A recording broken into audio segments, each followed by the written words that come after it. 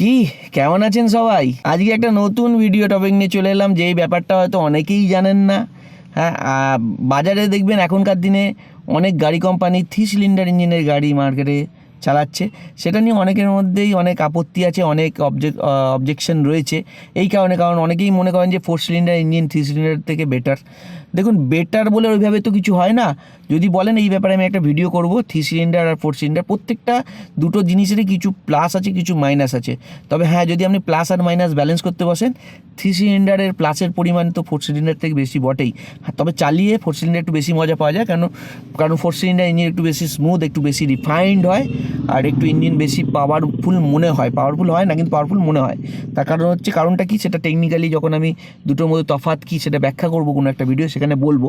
তো আজকের বিষয় সেটা না, আজকের বিষয় হচ্ছে যেটা বলার, সেটা হচ্ছে যে কেন করছে কোম্পানিগুলো এত 3 সিলিন্ডার ইঞ্জিন কেন আনছে। দেখুন, এর কারণ হচ্ছে এমিশন নর্ম। 3 সিলিন্ডার ইঞ্জিনের না বেশ কিছু অ্যাডভান্টেজ আছে, আমি তো একটু আগেই বললাম। 3 সিলিন্ডার ইঞ্জিন কিন্তু 4 সিলিন্ডার ইঞ্জিনের থেকে কম পলিউশন তৈরি করে, অর্থাৎ এমিশন নর্মসের দিক থেকে কিন্তু কমপ্লায়েন্ট বেশি। আর এক্ষেত্রে একটা জিনিস বলি, 2022 সাল থেকে গভর্নমেন্ট অফ ইন্ডিয়া যেটা ক্যাফে 2 নর্মস এনেছিল, এটা আনতে বাধ্য হয়েছে, এবং এটা একটা ইন্টারন্যাশনালি এগ্রিড একটা ফ্যাক্টর বলতে পারেন আপনি। তো পৃথিবীর নানা দেশ কিন্তু এখন যে পলিউশন, যে গাড়ি থেকে যে পলিউশন হয় তার উপর কিন্তু কন্ট্রোল করা শুরু করেছে। ভারতও তার ব্যতিক্রম নয়। তো ক্যাফে 2 যে প্রোটোকল আছে, তাতে কিন্তু বেসিক্যালি যেটা বলা হয়েছে সেটা কিন্তু আপনার বেশ কিছু ফ্যাক্টরের উপর, যেমন কার্বনের এমিশন সেখানে যেমন রয়েছে, তেমন কিন্তু মেন যে ফ্যাক্টর সেটা হচ্ছে কিন্তু ফুয়েল এফিসিয়েন্সি। অর্থাৎ যে গাড়ি ফুয়েল এফিসিয়েন্ট নয়, সেই গাড়ি স্বাভাবিকভাবে ফুয়েল এফিসিয়েন্ট নয় মানে বেশি ফুয়েল তার লাগবে।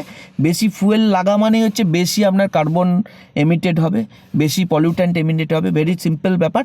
তো যদি আমরা ফুয়েল এফিসিয়েন্ট গাড়িকে করে দিতে পারি, তাহলে কিন্তু তার এমিশন এমনি অনেকটা কমে যাবে, তাই না? তো ক্যাফে 2 নর্মসে দেখা যাচ্ছে যে গাড়ির কিন্তু ফুয়েল এফিসিয়েন্সি সেটা কিন্তু পার 100 কিলোমিটার গাড়ি যেতে কত লিটার ফুয়েল লাগছে সেই হিসাবে তাকে বাঁধা হয়েছে। এটা 4.6 লিটারের কাছাকাছি একটা ফিগার আছে। অর্থাৎ মোটামুটি আপনি ধরে নিতে পারেন যে 21-22 KMPL অবধি মাইলেজ একটা গাড়ির দিতে হবে, পেট্রোল গাড়ির। তাহলে সেই গাড়িটা ক্যাফে নর্মস কমপ্লায়েন্ট হবে। এবং যে গাড়িগুলো পারবে না, তাহলে কিন্তু একটা হেফটি ফাইন দিতে হবে।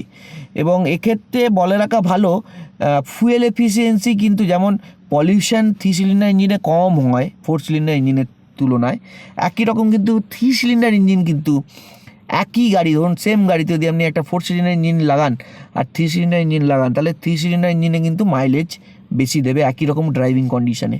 কারণ 3 সিলিন্ডার ইঞ্জিন 4 সিলিন্ডারের থেকে বেশি ফুয়েল এফিসিয়েন্ট হয়, বেশ কিছুটা বেশি, 10-15% বেশি ফুয়েল এফিসিয়েন্ট হয়ে থাকে।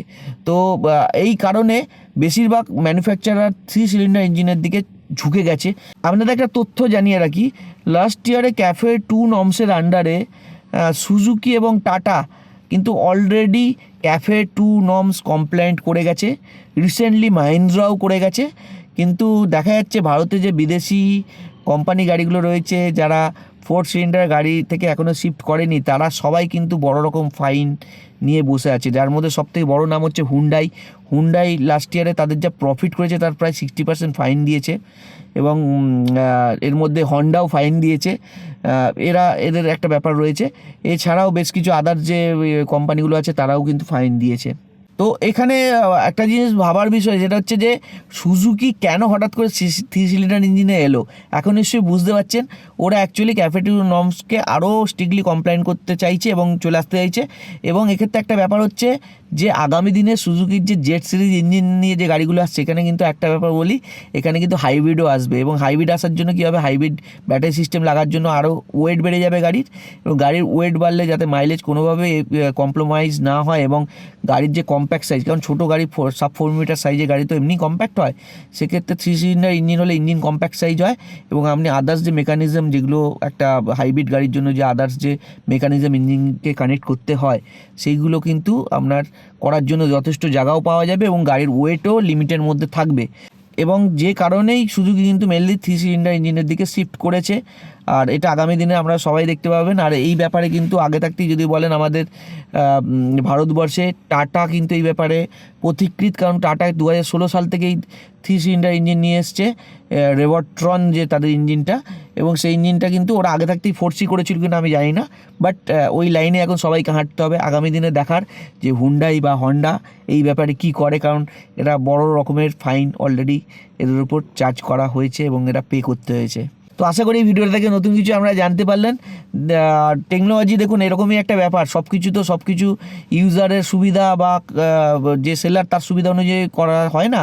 এখানে পরিবেশ সম্পর্কিত বিভিন্ন বিষয়ের মধ্যে জড়িয়ে আছে, পলিউশন রয়েছে, ফুয়েল এফিসিয়েন্সি রয়েছে, কারণ যে ফুয়েল আমরা ইউজ করছি তারও তো রিজার্ভটা একটা লিমিটেড, সেটাও তো আনলিমিটেড আমাদের ফুয়েল নেই। তো এই সব ভীষণ মানে নানা রকম ফ্যাক্টরের মধ্যে রয়েছে। তো সব কিছু ফ্যাক্টরকে কনসিডার করেই একটা ইঞ্জিনিয়ারিং অ্যাসপেক্ট তৈরি হয়। আশা করি সেই ব্যাপারটা আপনাদের কিছুটা ওই ক্যাফে টু নর্মস থেকে ক্লিয়ার হলো। তো যাই হোক, এই ভিডিও থেকে যদি কিছু নতুন তথ্য পেয়ে থাকেন জানাবেন।